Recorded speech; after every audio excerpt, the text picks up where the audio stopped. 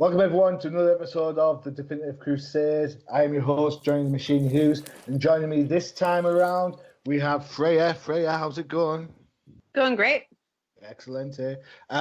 Also joining us is random dude Josh. Josh, how's it going? It's going. How are you guys?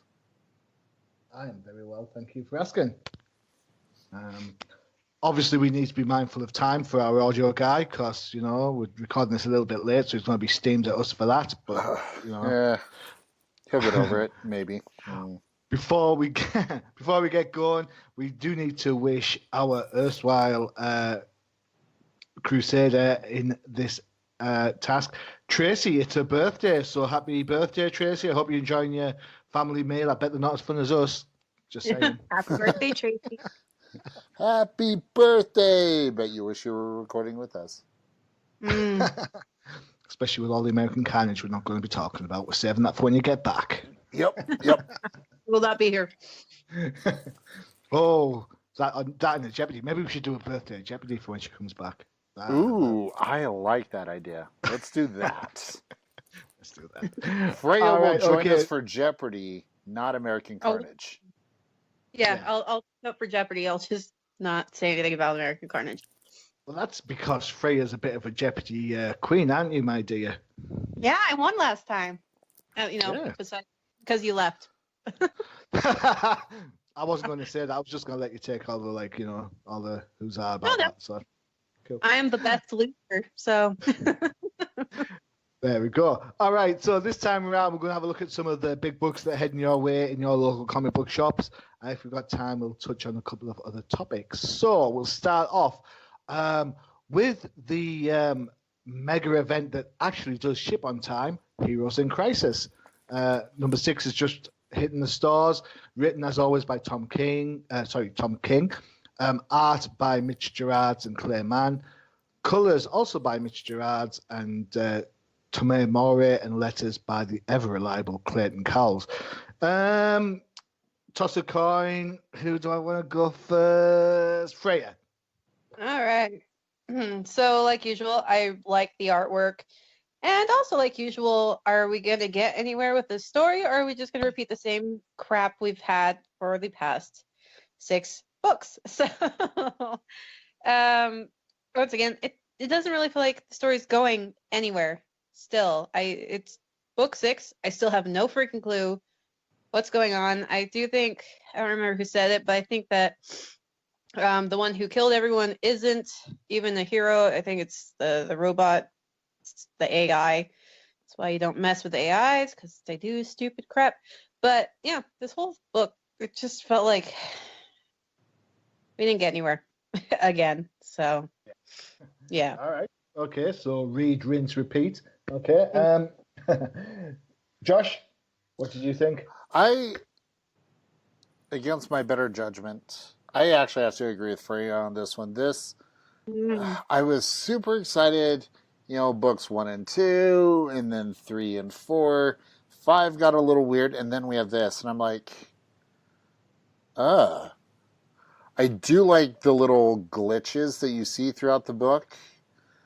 I have to agree, again, also agree with Freyja. This is going to be agree with Freyja review for this one. That I think it is the AI, because I don't know if you guys noticed, there's kind of little hints of glitches throughout the book. So I think it is leading towards that. But aside from that, I was underwhelmed with this. I don't know if you guys feel the same, but that's just kind of, as I was reading through, I'm like, really? That's it? Really? So I kind of, again, I agree with a lot of both of your points, to be fair. I think Tom King's not known for setting the world alight with pace. It does take a while to get from point A to point B. I will say that, remember back when this was supposed to be less issues, but the pigeonholed 2 one-shots into the main story, so it was going to go for 9 issues. This feels like one of those filler issues because hardly anything goes on. Fair enough, the dialogue between Harley and Ivy is quite fun. and how they go there. But that leads into one of my big problems. One of the conceits of this book, is that Harley and Booster are supposed to be running the place, right? Mm-hmm. And then in this book, it's Harley's only there because, hey, she's hiding. She's supposed to be somewhere else. But you're like, oh, okay then. So what was the whole idea that Harley's running the place about then? The Gnark stuff was just plain awful to read. And I was like, could this be any more pointless? There'll be something poetic in there somewhere. There's somebody highbrow going, yes, but there's this, that, and the other. But for me, this book was an absolute dud. I can't believe the story that had been, teased. And I was quite into the whole Batgirl and Harley thing going on, and the newspaper leak and all that sort of stuff. And now it's just like back to the start point again. It's like the pacing just seems so off to me. And I didn't like, I've got to be honest, I didn't like Mitch Gerard's art at all. It looked too heavy. It looked like crayons had been used to colour aspects. The bit of where they do the Rebirth homage, when you compare it to Clay Mann's really clean lines, it's just like, really? And I know he's worked with Tom King before on Mr. Miracle, and it looks great on there, but for this, I just didn't think it worked. Yeah, I'm definitely of that agreement that this is a filler. This is like that point of a movie where you get up and go refill your popcorn or run to the restroom, things like that. That's how this book is. And if you skip over it, you're not going to be missing much, even if, Wally West has been missing everyone else. Oh, bless him. Bless his cotton little ginger socks. What can I say? Better dead than red. No, I didn't say that. All right, okay. So this kind of it's a bit of a knuckleball, I think. But hey ho, I mean, we're now in the final third, so that's got to count for something, right? Yeah, we've survived up to this point. Readership in crisis. Yep. All right, okay, so let's take a jaunt into the future. We're going to check out Batman Beyond number 29, written by Dan Jurgens, art by Brett Booth, ink by Norm Rapmund, colours by Andrew Dalhouse, with letters by Travis Lanham. And last we left this, Josh, I think this is kind of your cup of tea. Mm-hmm. We left this, it looked like Robin was going to get a good old crowbar in. Take it away. Yep. He's about to get a mouthful of crowbar. Although I do believe for this particular episode, this was Freyja's pick. Yeah, it was. Oh, so I'm letting her take the reins. All right, I apologize. Freyja, take it away. All right. Well, I'm actually I like this arc, so I picked it. And I believe this is actually Joker now. We've established that he is really Joker at some point. I did enjoy this. It's different than the Jason Todd aspect with like how everyone reacts. So, and I really do like seeing the different, like how things played out differently in comparison. Because this is Matt. Matt doesn't react the same way that Jason Todd does. Matt talked, and so he was alive. So, and that saved him, and in the end, instead of Jason Todd being Jason Todd and keeping his mouth shut, and then getting a crowbar to the face, it's just kind of how that is. And I always enjoy seeing Dick Grayson, and I love Terry McGinnis. No one said Shui, which is also a plus this time.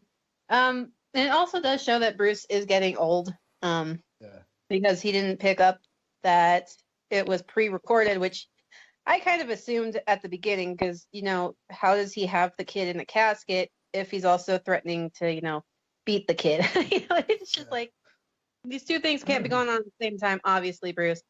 So it's very interesting. I like the artwork. I love the colors. I just like how things stand out. everyone has facial, features that you can tell. The fight between the old men was kind of funny to me. Yeah. Indeed. And the ending was kind of ironic, and I actually really enjoyed it. Yeah, I like this. I especially like the part when Joker has a piece of crowbar in his arm and Bruce has the gun. I like how they did Bruce's face in that. Mm-hmm. It was, I don't know, it kind of reminded me of when he's in the bat suit, or also that I can't remember where it's from. There's a scene when his parents are getting shot and the guy, his face is all Killer's face is all crowded and like covered in shadows. It really reminded me of that, and I really enjoyed it. So yeah, I like this arc very much. Cool. So help out new readers. You've alluded to there's a parallel between what's going on in this book and Jason Todd. What is it we're talking about in the past? What happened to Jason Todd? Well, Jason Todd was kidnapped by Joker and Harley, and he got killed, mostly because the readers didn't have him killed. So yeah, he took the crowbar to the face a couple times and died, and then they brought him back with the Lazarus Pit later, which is why he's Red Hood now. And so essentially same basic idea, but done differently, like I said, because Jason was Jason, and Jason kept his didn't talk about anything or who Batman is or anything. So Joker killed him. This one, Matt, not wanting to die, like one of the he sang like a bird. But the thing is, you have to also think about it, be like, it's not like Batman can't handle himself, to be perfectly honest. So what's the harm in talking? It's not like Batman, he can handle himself. You talk and Batman will take care of the situation. I mean, kind of how it is. Cool. So we're back in the 80s, late 80s. DC ran a story called The Death in the Family, in which, as you said, Freyja, the readership got to choose the fate of the Jason Todd Robin. The readership voted. It was DC's one and only attempt at a tall line to try and encourage reader participation. Robin took a crowbar and then got blown up for good measure. And that kind of paved the way for a more angry Batman for a short while. And of course, eventually led to Tim Drake. And how many years later, Red Hood. So kind of the potted history. Go check it out. Some really nice Mike Mignola covers on the originals if you can find them. I think off the top of my head, and I'm not looking this way, I think it's Batman 426 through 429. But I'd have to double check on that. All right, okay, cool. Josh. So way for you? It was totally shway, and I'm all for it. Freyja's gonna be like, you bastards. Yeah. If we could just get the audio guy to put a few more shways in, that would be sweet. Got it. I'll make notes. We'll pass that on to him. I remember when we brought this up, and I distinctly remember us all kind of upset over the fact that, oh boy, here we go. We've got a different version of Joker kidnaps Robin. Robin takes a crowbar to the face. Robin's going to die. Only this time it's, Terry's going to be the one that's even more emotionally scarred than Bruce, and blah, blah, blah. This took a twist that I am so happy that they took the approach that they did. I love the fact that we see Bruce learning from his mistakes in this one. For him to really show the emotion, which is something we don't see from Bruce. It was a nice change of pace.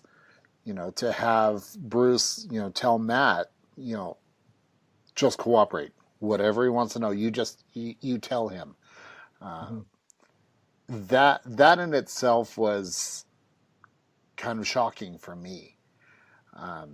And for Bruce to admit his fallacies, and the fact that he's old. It was a nice change of pace. And I think has served this story well. I also like, the panel with Bruce holding the gun towards Joker with a piece of the crowbar in his arm. Actually, no, was that the crowbar or was that? That's his cane. I was going to say I thought that was his cane, but for Bruce to resort to pointing a gun at Joker, I mean that's what caused him to retire from being Batman in episode 1 of Batman Beyond, when he had to resort to a gun. And so here he is again. And for Joker to have what seemed to be a heart attack, that just from what I was saying, again, Bruce gets off again without having to use a gun, and Joker dies. Do I think he's dead? No. I think he's going to come back. They're not going to kill off the Joker, but this is definitely the action-packed issue of this story arc, and I'm excited to see where it goes from here. Maybe we'll be surprised and there'll be more coming later. Who knows? Okay, so just to set the record straight, I was absolutely bang on right. It's Batman 426 through 429. Woo! Check me out. Woohoo! Right. Okay, so the whole storyline ends not with a bang, but a whimper and a heart attack. I agree with you a little bit. And how many times has Bruce dodged the impossible choice? Not how many times he's used a gun, but like Freyja said, and yourself, it's kind of like he has an opportunity there to put the Joker down, but doesn't. Again, that resolution that who he is kind of still sits there, no matter how old he gets. I saw the whole Bruce grabbing a gun in a different light. I thought it was a little bit of bad taste, to be honest, considering how the story started in the first place. I would have hoped that he has grown past the point of needing that. In the end, does that not say that the character hasn't changed at all since the first episode? What do you think? I mean, he changed in certain aspects, but not overall as entirely, which is kind of impossible. People don't 100% change. They still have little, especially in high stress situations. Most people revert back to how they used to be. And he has changed because, like Josh said, he's telling Robin to cooperate, which is completely not what he used to be like. He used to be like, don't say anything, but now he's like, no. And even if you grab a gun, it doesn't mean that you have to shoot to kill someone. You can incapacitate with them with it. Like, you could have shot him in the leg or the arm or something. All right, in that case then, if he's reverted back to type in stressful situations, does that mean Bruce has always wanted to carry a gun? And if you can carry a gun just to shoot somebody and like wound them, why doesn't Bruce carry a gun all the time? He doesn't have to kill anybody, but he's totally avowed from not using the damn things. Yeah. I kind of think you make valid points, but in the grand scheme of the whole Batman mythos, and it just doesn't. Carry a gun. Sorry? He used to carry a gun and use them. Yeah, way back when, but who's counting 1939? Who's counting 1939? Really? You know what I mean? DC is celebrating Detective 1000 like it's something big, but it should be Detective 1027 that's the big one. But I'm not going to get into that again. But it's cool. So back to this. The art is Brett Booth does really well on the art. I really liked it. The only problem I've got with it, and I love Brett Booth's art, and I'll say that now, and I've said that on his Twitter. He's a really fun guy. So if you're on Twitter, look for him because he does post loads of works in progress and stuff. I think he's just a little bit too dynamic for old Bruce. You know what I'm saying? It's like old Bruce is supposed to be like a cripple close to death and like with a walking cane and all that sort of stuff. And here he's like fronting and Max, and you're kind of like, what? It's just a little bit too, as I said, dynamic. I liked it though. Yeah. Hey, Brett Booth, I know he's not doing a lot of DC stuff at the moment, but there must be a ton of books that could do with that sort of like dynamic art style. That kind of at the moment is sat in that sort of middle ground area. So if DC wanted, Brett Booth could be on the book. You know, Titans, for example, hasn't recovered from the loss of Booth at all. So, Can I just say one final thing? Yeah. With Feeble Bruce, adrenaline is one hell of a thing. Because where I am, a guy just with his bare hands strangled a mountain lion. Oh, I heard about that.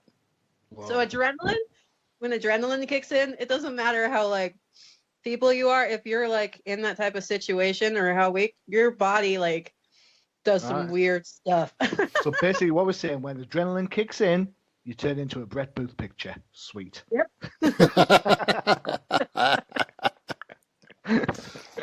All right, okay, but I agree with you too. I think this little arc's been a decent little read. Even though the use of the Joker still flies in that Dan Jurgens must use the classic villains all the time sort of motif that kind of started his Rebirth Superman book when he brought Doomsday in, but hey ho. When stories of this fun, let's stay batastic. This one, if this was Freyja's book and I picked the wrong association, that must mean, Josh, you picked Batgirl 32. I sure did.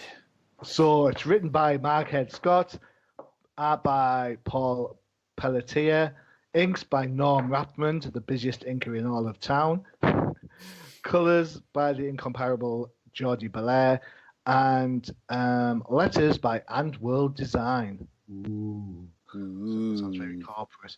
All right, Josh, take it away, dude. So last time we talked about this book, for lack of better words, we shit on it because it was all politically charged. This, continuing this story of Barbara Gordon and her awkward interaction with Bard came out. Only this time she is in her Batgirl persona. But the thing that I enjoyed the most, and I don't know if you guys would agree with this or not, but seeing almost that internal unspoken struggle that she had speaking with Bard as Batgirl, but yet still kind of harboring the feelings as Barbara Gordon. That dialogue and interaction was fantastic. Definitely a lot of action in this book, as we got to see Camarant. Is that how it's pronounced? I believe so. Yes. I would go with. The scene when he comes out, he's the assassin, or as Barbara put, he was the bullet. So we still don't know who fired the gun for this assassination attempt. But the action was fan-fucking-tastic. That's how I'm going to put it. Okay. So didn't really have any major issues with the book. I thought the artwork was great. I'm enjoying this style and type of Batgirls. So right. Cool. Good shout. All right, Freyja, take it away. Okay. So, I like Batgirl's suit a lot better than the Birds of Prey one we had for a while. Mm-hmm. However, I don't think I was here for the last time you guys did a review for this, so I don't really remember, or I just blocked that out of my mind, which is possible. Harsh, but we'll take that. But fair. Yeah. So my whole thing is, it's kind of, I'm gonna just go on the whole her getting mad that I can't even say his name either. Come on, whatever. The villains, I can't say it, that he got killed when Barbara just blew off his fingers. She has no room to talk. He just blew a guy's hand up. can't be going, oh, you shot him when you throw grenades at people. Also, it's just, I'm not really one for like overly obvious political stuff in my comic book because this is kind of a world I try to escape from that stupid crap from. But yeah, overall, I did actually like this. And her little, oddly though, it kind of made me not like Barbara because, you know, I mean, Batman has an easier time letting the villains have second chances than she does. I mean, he even goes to the freaking Penguins nightclub. Like, Bruce is like 100% wants to rehabilitate these people, but then when someone approaches Barbara and goes, I want to change, and she just doesn't believe them, goes like, yeah, whatever, you're still a villain in my eyes. I'm like, really Barbara? Fine, whatever, be that way. I think it's hard, isn't it, because I mean, so with the whole Batman Bruce thing, Bruce doesn't have a relationship with the Penguin. Batman has the interaction, I guess, whereas Barbara has the relationship with I've forgotten his name, the dude. Bard.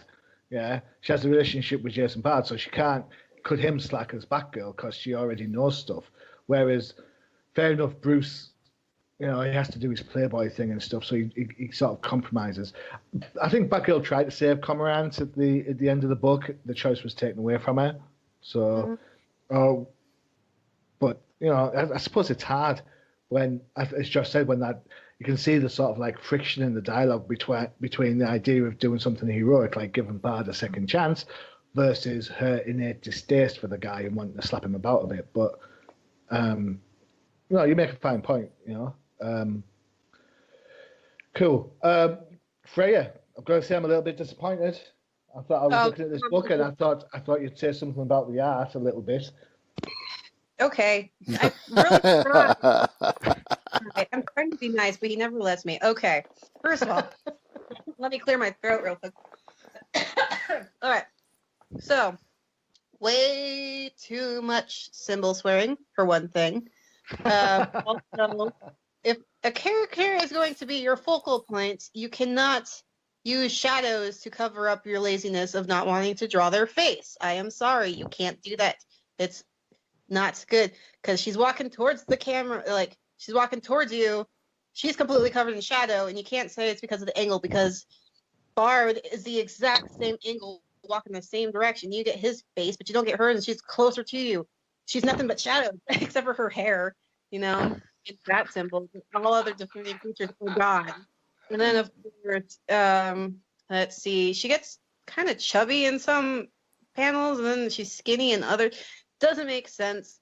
Also, Barbara, you suck as an apprentice if you get caught and shot because you're on your phone. Technology is obviously not helping Barbara, and she should not text because that's a stupid way for her to get caught off guard. Because honestly, anyone could overtake her at that point. Like, just wait until she picks up her phone, and then you'll be able to take her out. You know, it's just. And if the guy's wearing full body armor, doesn't that mean that he wouldn't have gotten shot in a vital area, considering he got shot in like the mouth? So wouldn't he still be alive? Also, if you're the person who the guy's trying to murder, why aren't you running away? You cause more issues staying there than running. You know, because she was almost being assassinated. She tells the purple-haired chick to run, but she's like, no, I'm gonna go punch him in the face. Yeah, good job. You're the one he's chasing after. Obviously, you're the one who needs to leave. Also, can I just jump in there just for 2 seconds? Do you not think that she's possibly the guy that's paying him off to do it in the first place? Yes, I completely think that she's the one doing it in the first place, and that's why he had to do it in TV so that she'll get voted in. Because, oh no, she must be good because someone's trying to kill her. No, she's a politician. Everyone wants certain politicians dead. She's how it is. You can't be a politician and not have people wanting to kill you. It's just how it goes, you know? It's just, okay. And then, and she looked way too happy about having a knife in her face. I'm sorry. I don't care. Like, never mind. I'm going to tone that down. I don't know what young readers we have or listeners, So I will not make that comment about the knife in her face.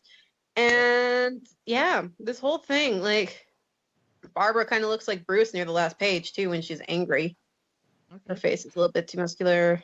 Oh, if you really want me to go after artwork, just wait until we do the next book. Then I'll go after artwork. All right, so I thought this was a sensible end to a nice little sensible story. I like that this book's kind of finding its feet now a little bit, just as well considering it's 32 issues in. Thanks. I think the dialogue works. I like the hints. Well, I know it's a bit of a plot device she gets caught out by a phone, but the fact that a text didn't send is a prelude to other things that are going to be happening soon. So it's a little bit of a taste of what's going on there. I will say I did find it odd that a killer like Cormorant decided when he's got a bang to write, he decides to kill her by shooting her in the shoulder as opposed to shooting her in the head, because it's not like she's wearing a cowl anymore. It's like, how dumb is this killer? And as for the art, I like the art. I thought it was all right. I agree with you. Body shape can be a little bit odd at times. What I found disconcerting was the shape of her boobs, because on some panels she's got them, on other panels she's got one, on some panels she's got none. It's like, how good is that suit? I mean, how much support does one girl need? I don't get it. The whole bad thing, I like it. Batgirl, to me, it reads sometimes like, or it should read sometimes like Spider-Man, in that when she's got a suit on, when she's Batgirl, you know things are going to work out for her from a hero point of view. But it's all the stuff that goes on as Barbara that makes the book interesting. And that goes back to when it was Cassie, Cassandra in the suit, and it goes back to when Steph was in the suit. It was always the Steph stuff that was interesting. The Batgirl stuff was kind of fun. At least that's how I see Batgirl. It's a kind of the more relatable of the Bat family. Because let's be honest, we don't see a lot of Bruce time, do we? No, because he's in all the other big books, so it's yeah. But Batman's in all the big books, but we very rarely get a lot of Bruce time. I think Tom King's probably the only time that's kind of alluding to that, and even the recent issues where he's having his fear-gassed recollections of Catwoman. It's always Bat and Cat. It's not Bruce and Selena for the most part. So I think Batgirl has a lot to do with humanizing that particular family of characters. But no, I'm quite enjoying it. It's I'm not going to say it's my favorite read of all, but it's one of the books I look forward to seeing. So there you go. Cool. All right. So last up of our books, we are going to talk Justice League Odyssey, written by Dan Abnett, art by Carmine D.G. I can't say it. Whatever. Carmine D.G. Domenico. Colors by Ivan Plasenka. Letters by the aforementioned And World Design. Now, here's the thing. Do we want to let Freyja go back guano crazy, or are we going to go with Josh first? I think let's save Freyja's surgical dissection of the book. And by surgical, it's going to be a big bloody mess. Let's have that be the main event on the card. That is the one that everyone's going to wait for. All right, well, okay, then I'll start us off. I've been buying this book from the start for two reasons. Jessica Cruz and Stefan Sejic. Stefan Sejic's not on this book anymore, and sometimes it's hardly neither is Jessica Cruz. This book's full of it's full of characters I don't care a rat's ass about, like Cyborg and Asbats. I mean, I have absolutely zero tolerance with Asbats. And then having to put up with like the storyline where they're all gods and stuff, it was just a mess. I don't know. I'm not buying the Ghost Sector stuff. I'm not really enjoying the book. And if you're gonna put a Green Lantern in the Ghost Sector, you'd think that make sure that you could access a power battery. Or else, why would you put a policeman in the middle of a sector and not be able to call on these bits and bobs to help him out? It's bonkers.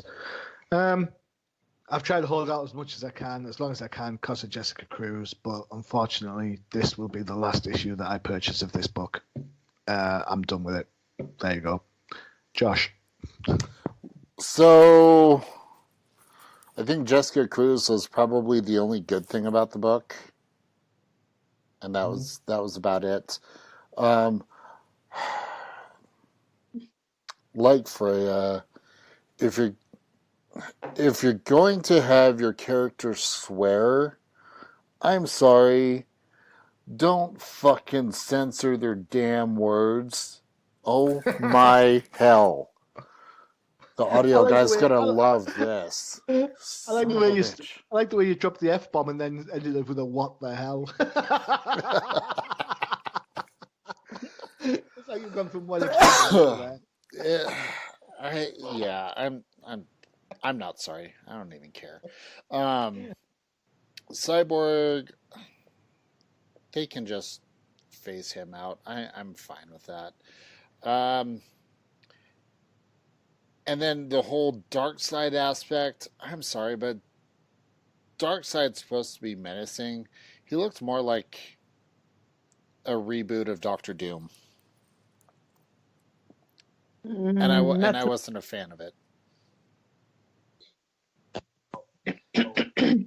So Freyja. Yeah. So Freyja. So here we go. You've had time to clear your throat. You've had time to make your notes. Yeah. Yeah. I've gone first for once. So would you like to take this away and Josh and I will go and grab a pizza? Is that I mean, I cannot rant if you don't want me to. I mean, I can no. Where's the fun in that? Freyja, take it away. We've been building up for this rant. I'm ready. Let's go. Okay, so first of all, I kind of agree with you, Josh, about Darkseid, but I didn't think of Dr. Doom. I thought he looked more like one of the Ninja Turtles, but that's just me. Which one? Raphael a little bit. Just don't ruin Raphael for me. No. He just looks like one of the turtles. I don't even know why. Fine. Then make Darkseid like the Ninja Turtle from that one weird Fox show, the one that had boobs, the one that we don't like. The one that I never watched because I knew it was going to be horrible. Yeah. Child. Yeah. Yeah. I'm good with that. So, okay. Also, okay, I only started reading this because I like Jessica Cruz and Starfire and Azrael sometimes and Cyborg sometimes. But this group just, they don't blend together well at all. Also, Jessica Cruz, the whole her being out there by herself in the first place didn't make any sense. She suffers from severe anxiety. You don't just go, I'm going to go out in the middle of nowhere by myself, because that's the worst thing you could possibly do for anyone with anxiety is to like have them secluded by themselves. You don't do that. You don't. So it just doesn't make sense with her character. It would have been made more sense if it was like Baz or somebody, anyone else. And Starfire, artwork-wise, their legs are really skinny, especially Darkseid. He's very top-heavy, and he has like little toothpick legs every once in a while. I'm going to jump in. You cannot tell me that the worst thing about this art is the legs. There's got to be more to it than that. The fact that Starfire looks like she has a penis also kind of, and her sister a little bit. Also, her ass is extremely square, and I'm not even joking. It's like when she's talking to Jessica, it literally looks like they drew a square as her ass. And then Jessica's boobs are always an issue as well, and just her face gets elongated oddly, and no one stands like that, Jessica, and there's so much wrong with everything. And then Azrael's face looks like one of those little like newspaper comics when they're doing like the distance shots of him. The only normalish looking one was Cyborg because he's sitting down, and even then he got like the little stick legs sometimes too, which doesn't make sense considering he's a robot. And then the only good looking person for the majority of the time that they're in here was Starfire's sister, and like I said, she even looks like she has a penis. So like, overall, this book was just kind of like, also Why does Darkseid's clothes regenerated onto him? Did you notice that? Mm-hmm. I've got to be Like honest. Go on. he has like no clothes on. He's bare chested, and I think they're trying to draw stubble or chest hair. I don't even freaking know. He has something on his chest, and his clothes are all ripped to shreds. Someone's talking to him, and he turns around, and all of a sudden, all of his clothes are back. And I don't know, but he's still bloody, but he has all his clothes back. I don't know. This whole thing, artwork, style, everything about this. I don't even know why I had to read this crap. My job is done. It's one of these things. It's gonna be bad from the get-go, and I had hopes that I was wrong, but because I want to be proven wrong when things I think are bad, that's my one thing. I want you to prove me wrong. I want you to, show me that's actually good, but they're not. And also, is Jessica in the thing with Starfire, or is she having a thing with Cyborg? Because this is like high sexual tension going on between those two, and I don't know why. She's got a thing with the anxiety, and that's causing a muck everywhere. So all right. Also, yeah, and the whole thing with the power ring was stupid.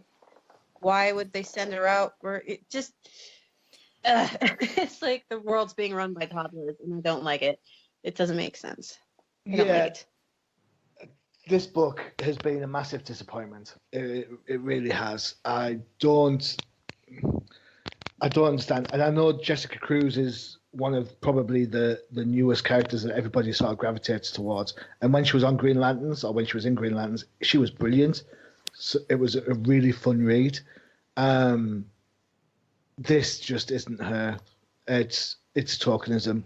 To match your comments, they have her stood in some queer positions, and her right arm always seems like it's bending the wrong way at the elbow. It's just I don't know. The book is hard to look at. It's hard to read. I will say that the colours look good. The colours are probably the best thing on the book. So there you go. But yeah, I'm kind of, as I say, I'm kind of done with this until Jessica Cruz gets her own book back, and then with a decent artist and a decent writer, then not that Dan Abnett's not a decent writer normally. His Titan stuff's been solid. His Aquaman stuff you liked for a while, Freyja, I believe. Yeah. Yeah. So I mean, the dude's got some talent. I think he's just been sold a bit of a pig in a pork, to be honest. But hey ho, there you go. Right. So that's the books that we're going to cover off. A couple of things to talk about. I think we only have time for one of them. Which one shall we go with? I think you could probably delay one. Oh, all right, okay, we'll touch on that one quickly. All right, Doomsday Clock number 9 was originally scheduled for, take a guess. Someone, anyone. Is it March? 7th of February, correct. It was then rescheduled for when? 27th of February. Well done. You guys are on form. It's now coming out on... I don't know. March the 6th. All right, check that out. So that is a month late. Now, Doomsday Clock 10, guess when that's scheduled to come out?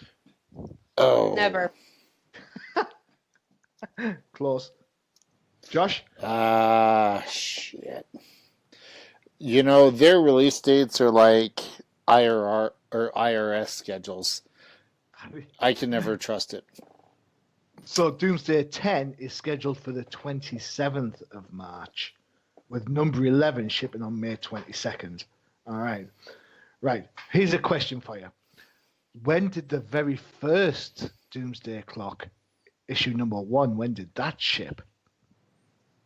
Wasn't that like at the end of, or was it the beginning of 2017? It's been a long time. End of 2017? November. Yeah, November 2017. There you go. Yeah. Now, given the benefit of the doubt, and this book is now bi-monthly, that means we are scheduled to finish this book when? Who knows? But here's the thing. The first few issues weren't bi-monthly. They came out monthly, so all that headway they've given themselves, DC have screwed up. This book is so late. How's that make you feel about the story, Freyja? Are you still into the Doomsday Clock? Oh no, I checked out a long time ago. Fair enough. Josh? You know, I bet that it will get pushed out so much that I bet it will end. We'll say I bet it ends in January of 2020. I want a midnight release, New Year's Eve, the last book. As long as we have Barbara Walters saying, "I'm Barbara Walters, and this is 2020. Here's the book. Have a good day." You know what also was on. delayed? I'm upset. Batman Damned issue number 3 is delayed as well. Yes. Well, that's because I gotta hide all the batawangs. Well, you know what? People need to grow up and realize that people have penises and vaginas. So Apart from Starfire and her sister, who have both. Apparently. I mean, it's an adult book. It's obviously gonna have stuff in it. I was very upset. I still have the Bat Penis book, and they're not gonna reprint it anymore. Guys, get the sticks out of your asses and realize that people have sexual organs. I can't speak right now. It's the dumbest thing how we have to oh no, we have to hide this in our comic books. It was a proper dick move. That's what it was. Oh, you're killing me. God, the audio guy's gonna love editing this. Shit. I am kind of disappointed in DC with this whole thing. They should have stuck to their guns and stood their ground and be like, no, this is an adult book. You have to be 21 to order it or buy it in the first place. We're not going to change it. It's like people in the porn industry. We have to censor porn. Let's put watching porn because it's porn. You don't want to censor it. It's stupid to censor it. Makes no sense. So same with this. It was an adult book. Why are you censoring it? It's an adult book. If you don't want to see Bat Penis, you don't buy the book. And there you go. And on that note, all right, okay. I also have the original. Yeah, I do too. Yeah. So hey, if we can get it in Britain, just saying. Yeah, that's different. You don't send it to anyone else. Right. Okay. So one more thing to quickly discuss. The reports were around the old internet this week that Dan Didio has stated that the DC comic lines, which is reportedly taking a beating in the direct market, is to reduce its line by 10 to 15%. The tagline that's been bandied around is the new 22. Dan Didio has been said that it's due to the number of books that are shipped that can't sustain its place in the market. So, for example, in January, DC shipped 87 comics, and Marvel shipped 102. So rather than carry loss leaders, DC are potentially focusing on the ones that are going to get your book. With that said, and this is only a rumor, so this isn't us stating that this is going to happen, I put it to you guys, if you were to lose some books from the DC lineup, what would they be? There you go. Doomsday Clock. Well, you can't have that. That's never going to happen. Yeah. Doomsday Clock. That's going to become the new All-Star Batman. Don't even get me started because I love that series and they fucked that one over so bad. Oh, I like some of the art in that one. Oh, the art was great. The story was great. I mean, we got to see Batman be an absolute douchebag to Dick Grayson, and it was great. Anything that says I'm the goddamn Batman just kind of loses my interest. Anyway, by the by. You know what? What they should do is get a bunch of titles out. Justice League Odyssey, that one can go. I'm done. True.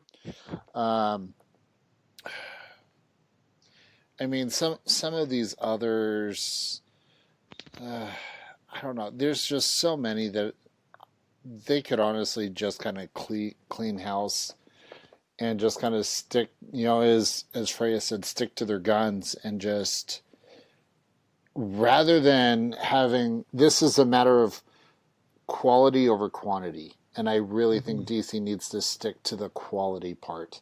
If you want quantity, go over to Marvel. They're pumping out books like rabbits. Okay, cool. So, Sorry. That's all right. Freyja, go for it. Which ones would you say goodbye to? Not quality comics right now. Sorry, what? Is that what Josh just said, that DC or the Marvel's pumping out quality comics right now? No, they're no, pumping quantity. out quantity. Not Quantity. quantity. Okay, I was going to quality. argue that if you said quantity, not quality, then I'll just leave it be. Phew. Missed. So what books do you think you could cull from DC's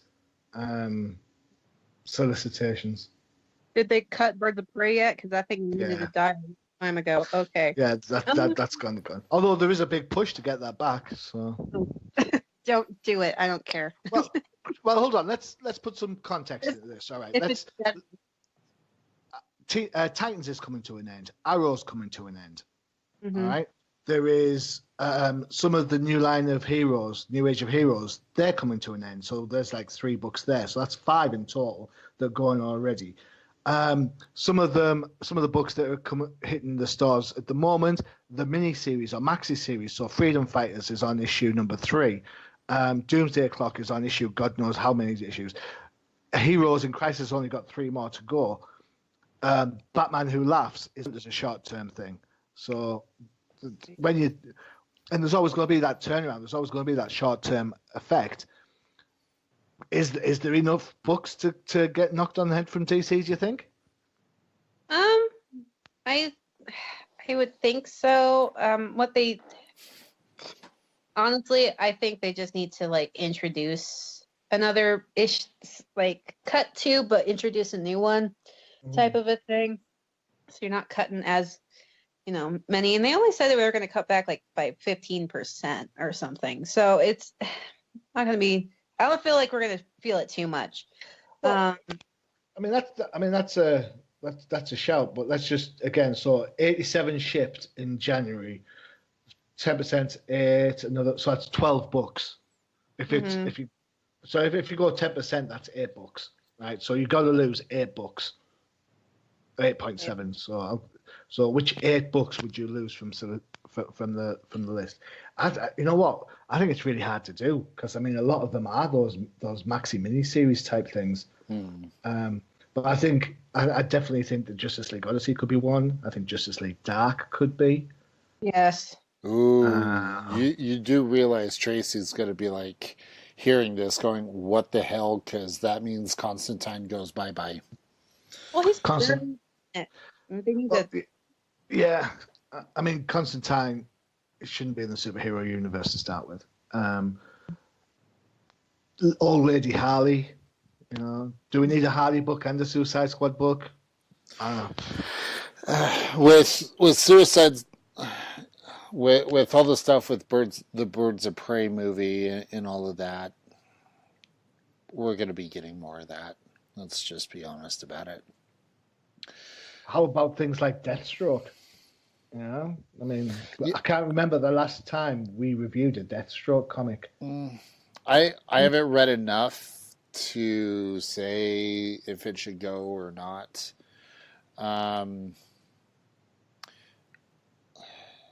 As much as we talk about it, American Carnage could go. I realize, it's a different kind of book. Yeah, we've talked about it on the show, and we'll forever give Freyja shit about it. But that one can go. Book Magic. I'm sorry. I just feel like I'm reading a weird Harry Potter every time I read it. Well, it's the same thing with Lucifer. And this is where friends fall out. For all the years that I have known Freyja, one of the things that I think she and I have always done is we've agreed to disagree with that mutual respect of, well, I disagree with you, but I ain't going to hold that against you. Or at least that's my hope and goal for the last 10 years I've known you. Yeah, whatever it feels like. Yeah, like everyone has their own opinions, and I'm all right with that.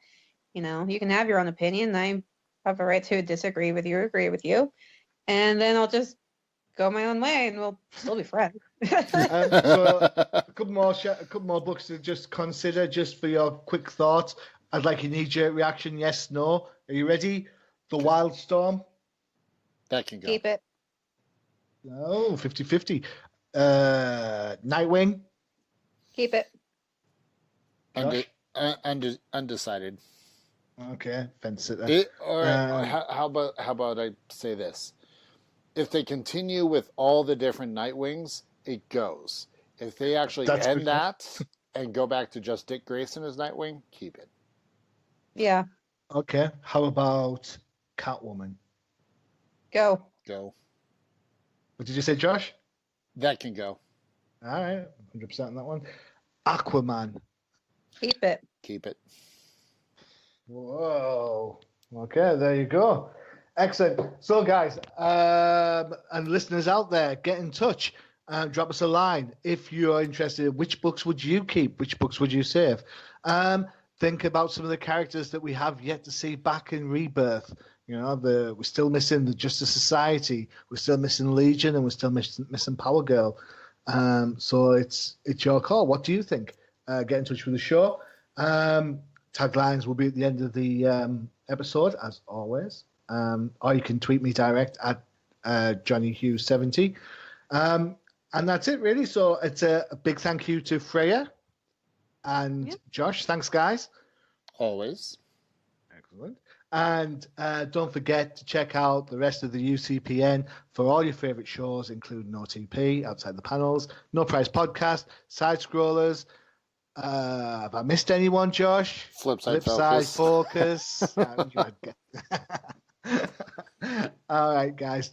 Thanks very much, and we'll see you next time. Well, hopefully Doomsday Clock might have shipped. Bye.